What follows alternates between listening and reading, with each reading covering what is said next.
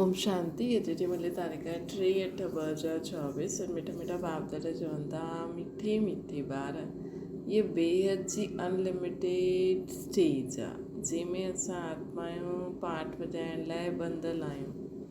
हिन में हर हिक जो फिक्स पार्ट आहे। अॼु बाप दादा सदके चवनि था ये बेहद जी अनलिमिटेड स्टेज आहे जंहिंमें असां आत्मा आहियूं पाठ वॼाइण लाइ बंधल आहियूं, न चाहींदे बि असांखे पाठ वॼाइणो ई आहे। हिन में हर हिक जो फिक्स पार्ट आहे। प्रश्न आहे कर्मातीत अवस्था खे प्राप्त करण जो पुरुषार्थ छा आहे? उत्तर आहे कर्मातीत थियणो आहे त पूरो सरेंडर थियणो आहे। पंहिंजो कुझु आहे ई न, सभु कुझु भुलिजी वञिणो आहे। भूले हुए हूंदा तॾहिं कर्मातीत अवस्था थी पाईंदी। जीअं मां आत्मा ऐं बाबा बसि, ॿियो कुझु असांजो आहे ई न। जंहिंखे धन दौलत ॿार आदि यादि ईंदा उहो कर्मातीत न ठही सघंदा। इन करे बाबा चवंदा आहिनि मां ग़रीब निवाज़ आहियां था जंहिंखे कुझु बि यादि न हुजे, जंहिंजो कुझु आहे ई न, अहिड़ी आत्माउनि जो ई बाबा आहे। ग़रीब ॿार जल्दी सरेंडर थी वेंदा आहिनि। कीअं सरेंडर थियणो आहे?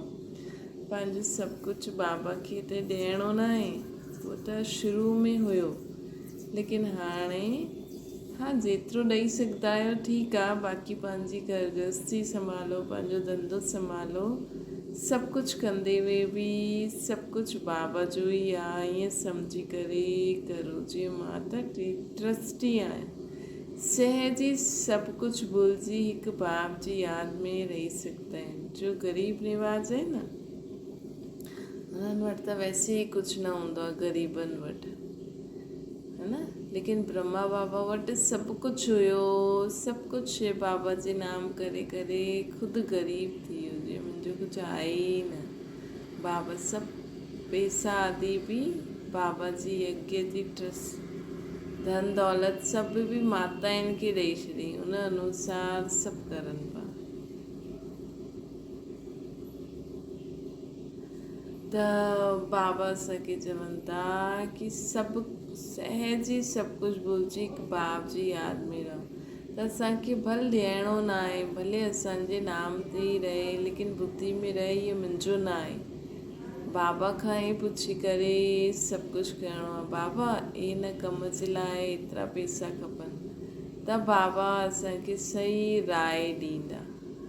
ओम शांति। रूहानी बाप वेई रूहानी ॿारनि खे सम्झाइनि था। ॿारनि जी बुद्धि में ज़रूरु आहे कि हाणे घरु हलिणो आहे। घरु मतिलबु परम धाम हलिणो आहे। भक्तनि जी बुद्धि में न रहंदो आहे, इहे सभु ॿारनि जी बुद्धि में ई रहंदो आहे। तव्हां ॼाणंदा इहे 84 जो चकर हाणे पूरो थी वियो। इहो ॾाढो वॾो बेहद जो मांडवो अथवा स्टेज आहे, अनलिमिटेड स्टेज आहे न। हिन पुराणे मांडवे खे छॾे असां सभई आत्माउनि खे घरु हलिणो आहे। अपवित्र आत्माऊं त वञी न सघनि न, पवित्र ज़रूरु ठहिणो पए। सभई आत्माउनि खे पवित्र ज़रूरु ठहिणो पए। हाणे हिन खेल जो अंत आहे। अपरंपार दुखनि जी हाणे पिछाड़ी आहे। हाणे हिन खेल जो अंत आहे। अपरंपार दुखनि जी हाणे पिछाड़ी आहे। हिन समय इहे सभु माया जो पौंप आहे। जंहिंखे मनुष्य स्वर्ग सम्झंदा आहिनि, केतिरा महल माड़ियूं मोटर आदि आहिनि, इनखे चइबो आहे माया जो कॉम्पिटिशन। नर्क जी स्वर्ग सां गॾु कॉम्पिटिशन आहे। भले हिते स्वर्ग जहिड़ी चीजूं ठाहिनि था, लेकिन स्वर्ग में उहे सभु चीजूं सुख जे लाइ हूंदियूं, हिते दुख जे लाइ बि आहिनि त सुख जे लाइ बि आहिनि। त ॾिसो अॼु बाबा नई पॉइंट ॿुधाइनि था, इहा आहे माया जी कॉम्पिटिशन। नर्क जी स्वर्ग सां गॾु कॉम्पिटिशन आहे। अल्पकाल जी सुख आहे न, इहे माया जी लालच ड्रामा अनुसार आहे। केतिरा ढेर मनुष्य आहिनि न, केतिरा ढेर मनुष्य आहिनि। पहिरियों त सिर्फ़ु हिकु ई आदि सनातन देवी देवता धर्म ई हुयो। हाणे त मांडवो फुल भरिजी वियो। पहिरियों त सिर्फ़ु हिकु आदि सनातन देवी देवता धर्म वारा ई हुया, उहो बि ख़ासि भारत में ई हुया। हाणे त मांडवो फुल भरिजी वियो आहे न। हाणे इहो चकर पूरो थींदो। सभु तमो प्रधान आहिनि, सृष्टि बि तमो प्रधान आहिनि, पोइ सतो प्रधान थियणी आहे। जॾहिं सतो प्रधान सृष्टि हूंदी त सतो प्रधान आत्मायूं मनुष्य बि हूंदा, लेकिन थोरा हूंदा। सॼी सृष्टि नई खपे न, नई खां पुराणी, पुराणी खां नई, इहो त अनगिनत बार हलंदो ई आयो आहे। अनादि खेल आहे न, कॾहिं खां शुरू थियो ईअं चई न सघंदा आहियूं। अनादि हलंदो ई रहंदो आहे। इहे बि तव्हां ॼाणंदा आहियो, ॿियो कोई न ॼाणंदो आहे। तव्हां बि हिन ज्ञान मिलण खां पहिरियों कुझु ॼाणंदा थोरी हुयो। देवता बि न ॼाणंदा हुया, सिर्फ़ु तव्हां पुरुषोत्तम संगम युगी ब्रह्मण ई ॼाणंदा आहियो। पोइ इहे ज्ञान प्रायलोक थी वेंदो न। बाप सुखधाम जो मालिक ठाहे, बाक़ी ॿियो छा खपे। बाबा जो ज्ञान ॾिनई, पाए वरितो, बाक़ी कुझु पाइण जे लाइ रहंदो ई न आहे। त बाप सम्झाईंदा आहिनि, ॿार तव्हां ई सभिनि खां जास्ती पदत ठहिया आहियो। पहिरियों तव्हां ई आया आहियो पाठ ॿुधाइणु। तव्हांखे ई पहिरियों वञिणो आहे। चकर आहे न, पहिरियों तव्हां ई माला में पिरोइजंदो। इहा रुद्र माला आहे न, धागे में सॼी दुनिया जा मनुष्य पिरोयल आहिनि। कहिड़ो वंडरफुल ॻाल्हि आहे। पहिरियों 8 रतन, पोइ उन्हनि जी पूरी राजधानी में अचण वारो आत्मायूं, पोइ नंबरवार सभु ईंदा न। त पोइ 100, 16,000 ईअं सभी आत्मायूं बाबा चईंदा आहिनि न, हीअ मां पंहिंजी माला ठाहिण आहियो। बाबा चईंदा आहिनि, मां पंहिंजी माला ठाहिण आहियो। धागे में सॼी दुनिया जा मनुष्य पिरोयल आहिनि। धागे सां निकिरी परमधाम में हली वेंदा, पोइ ईअं ई धागे में पिरोइजंदा। धागे सां निकिरी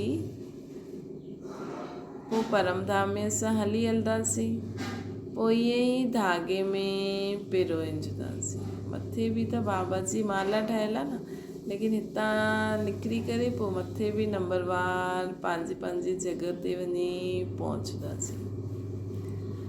ॾाढी वॾी माला आहे। शिव बाबा खे केतिरा ढेर ॿार आहिनि। पहिरियों तव्हां आत्मायूं ईंदा। हीअ बेहद जी माला आहे, जंहिंमें सभु मणका मिसल पिरोइजंदा आहिनि, पिरोइजी वेंदा आहिनि। रुद्र माला ऐं विष्णु जी माला ॻायल आहे न। प्रजापिता ब्रह्मा जी माला न आहे। तव्हां ब्रह्म कुमार कुमारियुनि जी माला न ठहींदी आहे, छो जी तव्हां चढ़ंदा किरंदा आहियो, हार खाईंदा आहियो न। घड़ी माया किराए ॾींदी आहे, हिन करे ब्राह्मणनि जी माला न ठहींदी आहे। जॾहिं पूरा पास थी वेंदा न, तॾहिं विष्णु जी माला ठहींदी। ईअं त प्रजापिता ब्रह्मा जो बि सीजड़ो आहे। जॾहिं पास थी वेंदा आहिनि त चईंदा आहिनि ब्रह्मा जी माला आहे। सीजड़ो ठहियलु आहे न, हिन समय माला न ठही सघंदी आहे। छो जी अॼु पवित्र ठहींदा आहिनि, कल्ह पोइ माया थप्पड़ मारे ॾींदी आहे। थप्पड़ मार कारो काया ई करे ॾींदी आहे, त की कमाई झट थी वेंदी आहे, टुटी पवंदा आहिनि। काथे किरंदा आहिनि, काथां किरंदा आहिनि, वीचार करो, है न। काथां किरंदा आहिनि, वीचार करो। बाप त विश्व जो मालिक ठाहींदा आहिनि, है न। उन्हनि जी श्रीमत ते हलण सां तव्हां ऊच पद पाए सघंदा आहियो। हार खाई त खलास थी वेंदो। उन्हनि जी श्रीमत ते हलण सां असां ऊच पद पाईंदा आहियूं। अगरि हार खाधी त पोइ खलास थी वेंदासीं। काम विकार महाशत्रु, उन्हनि सां हार न खाइणो। बाबा जी श्रीमत ते हलण सां तव्हां ऊच पद पाए सघंदा आहियो। हार खाई त खलास थी वेंदासीं। काम महाशत्रु आहे, उन्हनि सां हार न खाइणी खपे। बाक़ी सभु विकार आहिनि ॿार, बाक़ी सभु विकार आहिनि, उन्हनि जा काम शत्रु जा ॿार आहिनि। वैसे बाबा चईंदा आहिनि सभिनि खां पहिरियों देह अहंकार आहे, लेकिन उन खां पोइ त वॾो इहे विकार जो काम शत्रु आहे न, उन खां पोइ उन्हनि जा सभु ॿार आहिनि। त बाबा चवंदा आहिनि वॾो शत्रु आहे इहे काम विकार। वॾो शत्रु आहे इहे काम विकार। उन्हनि जे मथां ई जीत पाइणी आहे न। काम ते जीत पाइण सां असां जगत जी ठही वेंदासीं। काम ते जीत पाइण सां असां जगत जी ठही वेंदासीं। 5 विकार अधु कलाक जा दुश्मन आहिनि, उहे छॾंदा ई न आहिनि। सभु चिल्लाईंदा आहिनि, क्रोध करिणो पवंदो आहे, परंतु दरकार छा पई, प्यार सां बि कमु थी सघंदो आहे न। चोर खे बि प्यार सां अॻियां सम्झाईंदव, चोर खे बि प्यार सां अगरि सम्झाईंदव त उहो झटि सच चई ॾींदो। बाप चवंदा आहिनि मां प्यार जो सागर आहे न, त ॿारनि खे बि प्यार सां कमु वठिणो खपे। भल कोई बि पोज़ीशन हुजे, बाबा वटि मिलिट्री वारा बि ईंदा आहिनि, उन्हनि खे बि बाबा सम्झाईंदा आहिनि त स्वर्ग में वञणु चाहींदा आहियो त सिर्फ़ु शिव बाबा खे यादि करो। उन्हनि खे चवंदा आहिनि त युद्ध जे मैदान में मरंदव त स्वर्ग वेंदव। वास्तव में युद्ध जो मैदान त इहो आहे।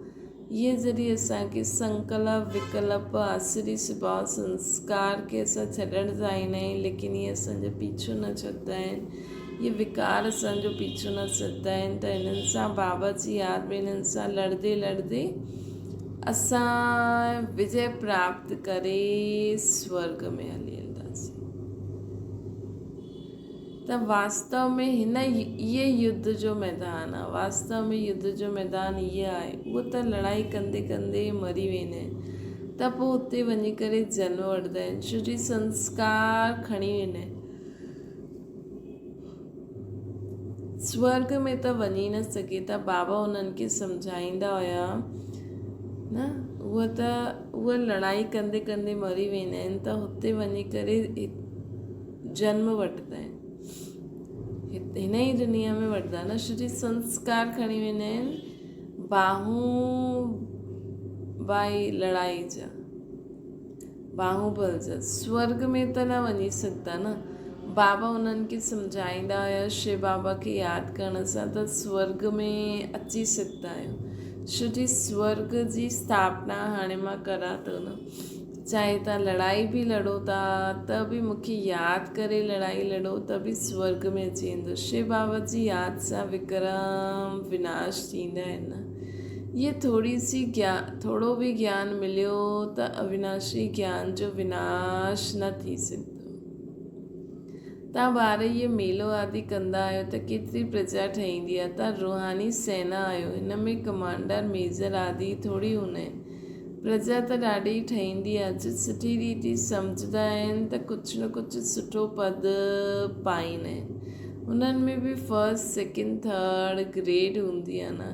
तव्हां शिक्षा ॾींदा रहंदा आहियो, कोई त बिल्कुलु आसमान ठही वेंदा आहिनि, कोई सभिनि खां मथे बि वञी सघंदा आहिनि। ॾिसिबो आहे हिक ॿिए जे मथां हली वेंदा आहिनि, है न। जो सुठी रीति सम्झाईंदा त कुझु न कुझु सुठो पद पाईंदा, हुन में बि फस्ट सेकेंड थर्ड आहिनि। तव्हां शिक्षा ॾींदा आहियो, कोई त बिल्कुलु आसमान ठही वेंदो आहे, कोई सभिनि खां मथे बि वञी सघंदा आहिनि, असांखां बि मथे। ॾिसिबो आहे हिक ॿ जे मथे हली वेंदा आहिनि, नया नया पुराणनि खां तिखा हली वेंदा आहिनि। बाप सां पूरो योग लॻी वञे त ॾाढो ऊच हली वेंदा।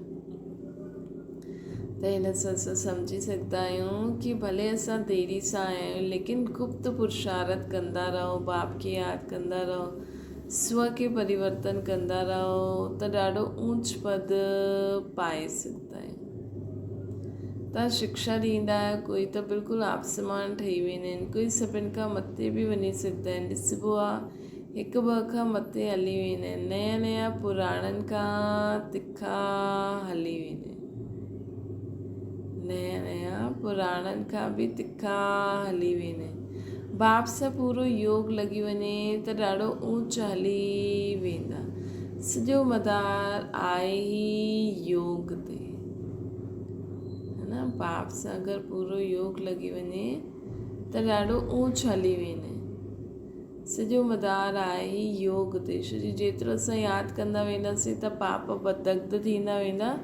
बाप जी यादि सां ई दैवी गुण बि धारण थींदा वेंदा। बाप जी यादि में कर्म कंदासीं त ऑटोमेटिकली असांजी दृष्टि वृत्ति बोल चाल बाप समान थी वेंदो। संग जो रंग लॻंदो आहे न, त बाबा चवंदा आहिनि कि सॼो मदार योग ते आहे। नॉलेज से ॾाढी सहज आहे। तव्हां फील कंदा हूंदव बाप जी यादि में विघ्न पईंदा आहिनि। बाप चवंदा आहिनि भोजन खाओ त बि यादि में खाओ, परंतु कोई 2 मिंट कोई 5 मिंट यादि में रहींदा आहिनि।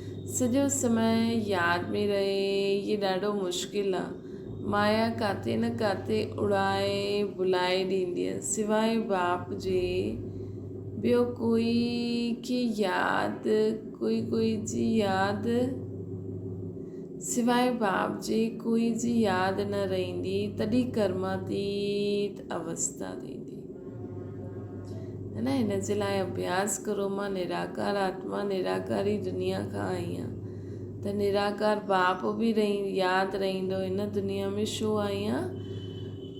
कर्म करणु, सेवा करणु, नए धर्म जी स्थापना करणु। धर्म जी स्थापना करण लाइ अवतरित ई थींदा आहिनि न। अगरि कुझु बि पंहिंजो हूंदो त उहो यादि ज़रूरु ईंदो। अगरि कुझु बि पंहिंजो हूंदो त उहो यादि ज़रूरु पईंदो। कुझु बि यादि न अचे, इहा बाबा मिसाल आहे न।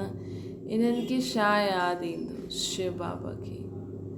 कोई ॿार धन आदि आहे, सिर्फ़ु तव्हां ॿार ई यादि रहंदा, चाहे शिव बाबा चाहे ब्रह्मा बाबा की त कुझु आहे ई न, उनखे त असां ॿार ई यादि रहंदासीं न। त बाबा चवंदा आहिनि तव्हां सिर्फ़ु तव्हां ॿारनि खे यादि करिणो आहे त तव्हां त ज़रूरु बाप खे यादि पईंदव ई, छो जी बाप आया ई आहिनि कल्याणकारी, कल्याण करण लाइ। तव्हां त ज़रूरु बाप खे यादि पईंदव ई सही। बाबा त असांखे यादि कंदा ई सही, छो जी बाबा यादि आया ई आहिनि कल्याण करणु। त बाबा पंहिंजे ॿारनि जो कल्याण कंदा रहंदा आहिनि। यादि सभिनि खे कंदा आहिनि, परंतु पोइ बि बुद्धि फूल तरफ़ ई हली वेंदी आहे, छो जी बाबा त विश्व जा बाप आहिनि न। त यादि सभिनि खे कंदा आहिनि, लेकिन फूल तरफ़ बुद्धि हली वेंदी आहे। फूल अनेक प्रकार जा हूंदा आहिनि, कोई बिगर ख़ुशबू बि हूंदी आहे। इहो बाबा जो फूलनि जो बगीचो आहे। बाप खे भगवान माली बि चवंदा आहिनि। इहो त तव्हां ॼाणंदा आहियो। मनुष्य क्रोध में अची करे केतिरा लड़ंदा झगड़ंदा आहिनि। ॾाढी देह अभिमान आहे। बाप सम्झाईंदा आहिनि कॾहिं कोई क्रोध करे त शांति रहणो खपे। क्रोध भूत आहे, भूत जे अॻियां शांति सां रिस्पॉन्ड ॾियणो आहे। सर्वशास्त्र शिरोमणि श्रीमद भगवत गीता आहे न, इहा आहे ईश्वरीय मत। इहा आहे ईश्वरीय मत। ईश्वरीय मत, आसुरी मत ऐं दैवी मत, 3 मतियूं थींदियूं आहिनि। इहे ईश्वरी अची करे ॿुधाईंदा आहिनि। राजयोग जी नॉलेज ईश्वरी अची करे ॾींदा आहिनि, पोइ इहा नॉलेज गुम थी वेंदी आहे। राजा आहिनि जो राजा ठही विया, पोइ नॉलेज छा कंदा है न। 21 जनम त प्रारब्ध भोगंदा आहियूं। हिते उहो मालूम न पवंदो आहे, हुते इहो मालूम न पवंदो आहे कि असांजी पुरुषार्थ जो फल असांखे मिले थो। 21 जनम जी प्रारब्ध असां भोगंदा आहियूं। अनेक बार असां सतयुग में विया आहियूं। अनेक बार असां सतयुग में विया आहियूं। इहो चकर फिरंदो ई रहंदो आहे। सतयुग त्रेता आहे ज्ञान जो फल। ईअं न चईंदासीं कि हुते ज्ञान मिलंदो आहे, न, उहो सभु ज्ञान जो फल हूंदो ई उन्हनि वटि। अनेक बार त सतयुग में विया आहियूं। इहो चकर फिरंदो ई रहंदो आहे। सतयुग त्रेता आहे ज्ञान जो फल। ईअं न चईंदासीं हुते ज्ञान मिलंदो आहे। बाप अची करे हिते भक्ति जो फल ज्ञान ॾींदा आहिनि। पोइ सतयुग त्रेता में असां ज्ञान जो फल खाईंदा आहियूं। इन में महिनत आहे न। हाणे हिकु बाप खे यादि करो त सतो प्रधान ठही वेंदव। इन में महिनत आहे। रचना जे आदि मध्य अंत खे यादि करो त चक्रवर्ती राजा ठही वेंदव। भॻवान ॿारनि खे भॻवान भगवती ठाहींदा आहिनि न। परंतु देहदारी के भगवान भगवती चवनि रॉन्ग आहे। विष्णु ब्रह्मा विष्णु शंकर जो केतिरो संबंध आहे न, ये ब्रह्मा ई पोइ विष्णु ठहींदा आहिनि ऐं हिन में शिव बाबा जी प्रवेशता आहे। सूक्ष्म वतन वासियुनि खे फ़रिश्तो चईंदासीं। तव्हां फ़रिश्ता ठहिणु, तव्हांखे फ़रिश्ता ठहिणो आहे, साक्षात्कार थींदो आहे न, बाक़ी कुझु आहे न। असांखे फ़रिश्तो ठहिणो आहे। कल्ह बि बाबा चई न, अमृत वेले स्मृति में लायो मां फ़रिश्तो आहियां, त बाबा पंहिंजी बाहनि में असांखे खणी वठंदा आहिनि। पोइ जेका बाबा जी बाहनि में आहिनि उन्हनि जे साम्हूं विघ्न कीअं ईंदो बि त असां ते कुझु हावी न पहुचंदो, छोकी असां बाप दादा जी बाहनि में आहियूं। त बाबा चवंदा आहिनि पर देहदारियुनि खे भगवान भगवती चवनि रॉन्ग आहे। ब्रह्मा विष्णु शंकर जो, ब्रह्मा विष्णु शिव जो केतिरो संबंध आहे। ये ब्रह्मा पोइ विष्णु ठहिण वारो ऐं हिन में शिव जी प्रवेशता आहे। ब्रह्मा विष्णु शिव जो केॾो संबंध आहे। ये ब्रह्मा ई पोइ विष्णु ठहींदो, पोइ हिननि में शिव बाबा जी प्रवेशता आहे न। सूक्ष्म वतन वासियुनि खे फ़रिश्तो चइबो आहे। तव्हांखे फ़रिश्तो ठहिणो आहे, साक्षात्कार थींदो आहे, बाक़ी कुझु आहे न।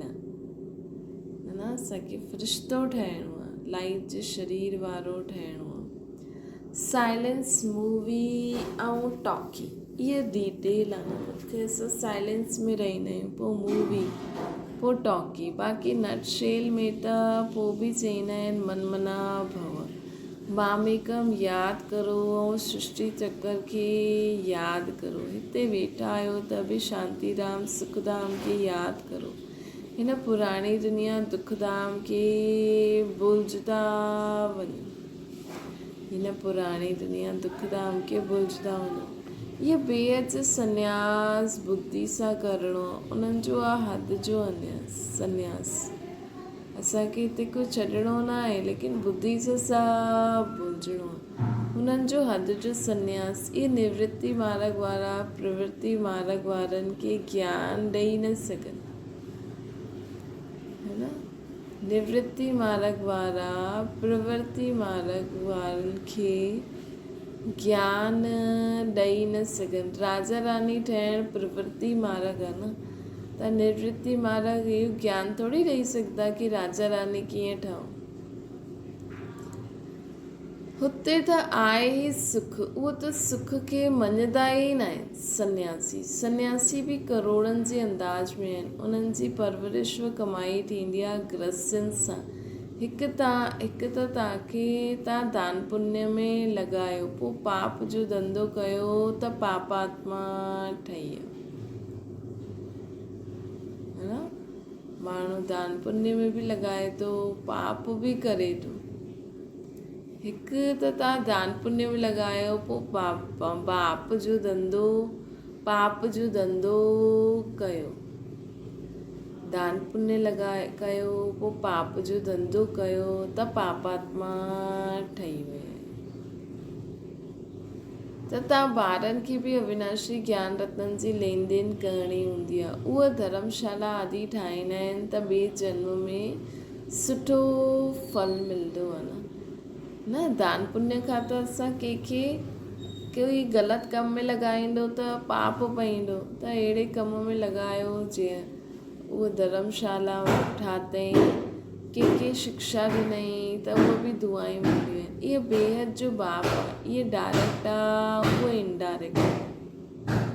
इहा डायरेक्ट असांजो बाबा आहे न। इहा आहे डायरेक्ट दान करणु, उहा आहे इनडायरेक्ट दान करणु। ईश्वर अर्पणम कंदा आहिनि। हाणे बुख त ॿिन्हिनि खे न आहे न। शिव बाबा त दाता आहे, उन्हनि खे बि बुख थोरी आहे। जे असां शिव बाबा जी भंडारी में विझूं था त शिव बाबा थोरी खाईंदा आहिनि हुन सां।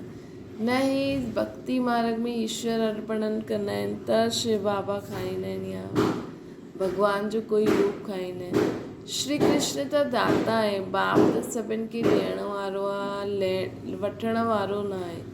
हिकु ॾे ॾह ॾ पायो। ग़रीब रुपयो ॾींदा त पदम मिलंदा। बाबा चईंदा आहिनि ग़रीबनि जो रुपयो हिकु ॾे 10 पावे, ग़रीबनि जा 2 रुपया ॾींदा आहिनि त उन्हनि खे पदम मिली वेंदा। सुदामा जो मिसाल आहे न, भारत सोने जी चिड़िया हुई, बाप केतिरो धनवान ठातो हुई न, सोमनाथ जे मंदर में केतिरो अकीचार धन हुयो, केतिरा लूटे करे विया, वॾा वॾा हीरे जवारा बि हुया। हाणे त ॾिसण में न ईंदा आहिनि, कट फुट थी विया आहिनि, कट कुट थी विया आहिनि। अॼुकल्ह त उहा डिज़ाइन थोरी माण्हुनि खे वणंदी, कट फुट करे पंहिंजी न्यू डिज़ाइन ठाहींदा आहिनि, पोइ हिस्ट्री रिपीट थींदी, हुते इहे खानियूं तव्हांजी सभु भरपूर थी वेंदियूं, हीरे जवाहरात त हुते जीअं पथर मिसल पिया हूंदा। बाप अविनाशी ज्ञान रतन ॾींदा आहिनि जंहिंसां तव्हां अथाह धनवान ठही वेंदा। बाबा असांखे अविनाशी ज्ञान रतन ॾींदा आहिनि जंहिंसां तव्हां अथाह धनवान ठही वेंदा आहियो। त मिठे मिठे ॿारनि खे केतिरी ख़ुशी हुजणी खपे, है न। बाबा असांखे एॾो ज्ञान धन ॾियनि था जेका ही स्थूल धन में परिवर्तन थींदा। जेतिरा पढ़ंदा रहंदा ख़ुशी जो पारो चढ़ंदो रहंदो। त धन मिलण सां त ख़ुशी थींदी आहे न, त हिते बि बाबा असांखे निमित ठातो अथई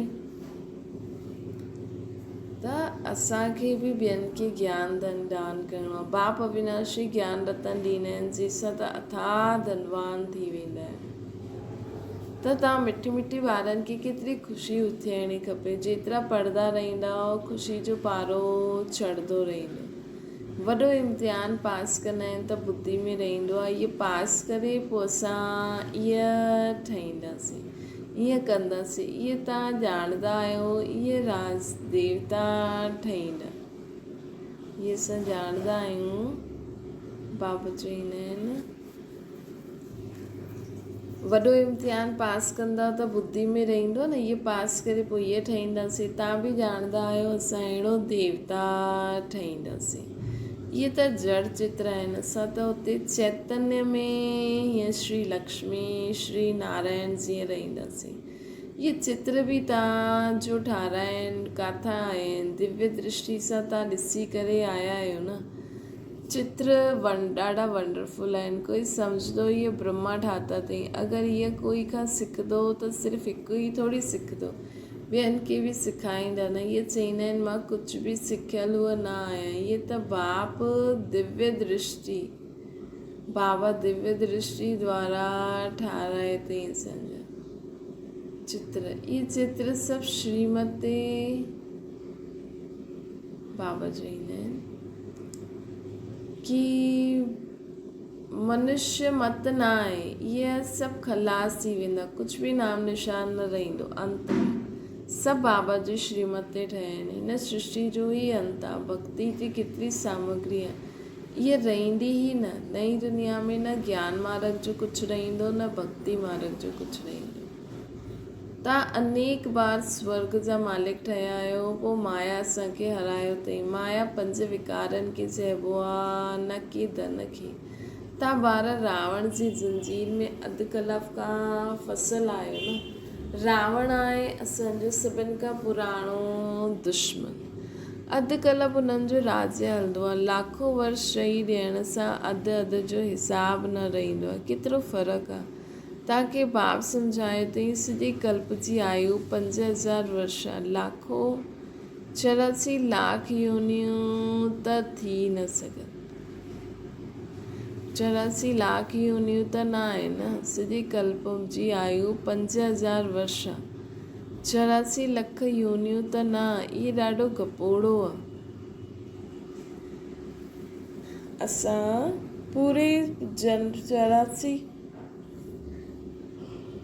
पूरे 5000 साल में असां 84 जन्म वठंदा आहियूं। सभु बि न वठंदा आहिनि। 84 लख योनियूं त न, इहे ॾाढो गपोड़ो आहे। सूर्यवंशी चंद्रवंशी देवी देवता एतिरा लख वर्ष राज्य कंदा छा? ये बुद्धि कम न कंदी आहे। भई 84 लख योनियुनि में त मतिलबु 84 लख जन्म वठंदा, त इहे ठीकु न आहे। सन्यासी त सम्झंदा आहिनि हाणे असां पंहिंजे खे रॉन्ग मञी वठूं त सभु फॉलोअर्स असांखे छॾे ॾींदा। किथे किथे उहे ड्रिजंदा बि आहिनि, रेवोल्यूशन थी वञे, इन करे हाणे उहे तव्हांजी मथे हलनि, पंहिंजी राजाई न छॾंदा, असांजी मथे हली करे पंहिंजी राजाई न छॾंदा। पिछाड़ी में कुझु सम्झंदा हाणे न साहूकार माण्हू ई ज्ञान वठंदा। साहूकारनि माण्हुनि जो बि रुपए में मोह हूंदो आहे। बाप चईंदा आहिनि मां त ग़रीब निवाज़, जेको ख़ुदि जो कुझु सम्झंदो ई न आहे। साहूकार माण्हू कॾहिं सरेंडर थी करे कर्मातीत अवस्था खे पाए न सघंदा आहिनि। बाप त ॾाढो वॾो ज़बरदस्त शराफ़ आहे, ग़रीबनि जो ई वठंदा, साहूकारनि जो वठे त पोइ एतिरो ॾियणो बि पए, है न। साहूकार उठंदा ई मुश्किल आहिनि, छो जी हिन में सभु कुझु भुलिजणो हूंदो आहे। कुझु बि पास न रहे तॾहिं कर्मातीत अवस्था रहंदी, मतिलबु बुद्धि में कुझु बि असांजो मुंहिंजो आहे न यादि रहे, मुंहिंजो बाबा आहे। साहूकार माण्हू त भुलिजी न सघंदा, जंहिं कल्प पहिरियों वरसो वरितो उहो ई अची करे वठंदा। छा मीठी मीठी सिखियलु ॿारनि प्रति माता पिता बाप दादा जो यादि प्यार ऐं गुड मॉर्निंग। रूहानी बाप जी रूहानी ॿारनि खे नमस्ते। असांजी बि रूहानी माता पिता बाप दादा खे यादि प्यार गुड मॉर्निंग ऐं नमस्ते। धारणा जे लाइ मुख्य सार, जीअं बाप प्यार जो सागर आहे, ईअं मास्टर प्यार जो सागर ठही प्यार सां कमु कढणो, क्रोध न करिणो आहे। क्रोध करे त तव्हांखे शांत रहणो। ॿियो आहे बुद्धि सां इन पुराणी दुख जी दुनिया खे भुलिजी बेहद जो संन्यास करिणो आहे। शांतिधाम सुखधाम खे यादि करिणो आहे। अविनाशी ज्ञान रतन जी लेन देन करणी आहे। वरदाना विकार रूपी ज़हरीली सांपनि खे गले जी माला ठाहिण वारा शंकर समान तपस्वी ठहो। ये 5 विकार जो माण्हुनि जे लाइ ज़हरीला सांप आहिनि। इहे सांप असां योगी व प्रयोगी आत्माउनि जे गले जी माला ठही वेंदा आहिनि। मतिलबु जो विकारी बुरा माण्हू आहिनि न, उन्हनि खे बि असां बाप जी यादि में प्यार सां पंहिंजो सहयोगी ठाहे करे हलूं, अर्थात उन्हनि खे बि पंहिंजे गले लॻाए करे, मतिलबु गले लॻाइणो न आहे, लेकिन असांखे उन्हनि सां बि ठाहे करे हलणो आहे, छो जो कॾहिं बि कोई बि कमु अची सघंदो न। असां सोचूं कि में क्रोध आहे, लेकिन हुन में ॿी विशेषता बि त आहे। त इहे सांप असां योगी व प्रयोगी आत्माउनि जे गले जी माला ठही वेंदा। इहा तव्हां ब्रह्मण ऐं ब्रह्मा बाप जे अशरीरी तपस्वी शंकर स्वरूप जो यादगार आहे। ॾिसो असां बाबा जी यादि में रही करे अहिड़ी विकार जो ज़हरीला सांप ज़हर जीअं आहिनि, अहिड़े विकारी मनुष्यनि सां बि असां ठही करे हलूं, बाबा जी यादि में बाबा जो कार्य बि कंदा रहूं। इहा आहे सच्ची तपस्या। इहा तव्हां ब्रह्मण ऐं ब्रह्मा बाप जे अशरीरी तपस्वी शंकर स्वरूप जो यादगार आहे, अञा ताईं बि पूजदा आहिनि। ॿियो इहे सांप ख़ुशी में नचण जी स्टेज ठही वेंदा न। इन्हनि सांपनि ते असां अर्थात अहिड़ी विकार बुराई वारी आत्माउनि खे बि असां बाप जी यादि में पंहिंजे कंट्रोल में रखी हलंदासीं त इहे सांप ख़ुशी में नचण जी स्टेज ठही वेंदा आहिनि। इहे स्थिति स्टेज जे रूप में ॾेखारींदा आहिनि कि असां अहिड़ी आत्माउनि जे विच में रहंदे हुए बि सदा बाप जी यादि में रही करे अतीन्द्रिय सुख ख़ुशी में रहंदा आहियूं न, त इहा असांजी स्थिति ई स्टेज जो रूप थी वेंदी आहे। त जॾहिं विकारनि ते ईअं विजय पायूं तॾहिं चईंदासीं तपस्वी मूर्त प्रयोगी आत्मा। ख़ुदि जे बि करो, ॿियनि ते बि करो।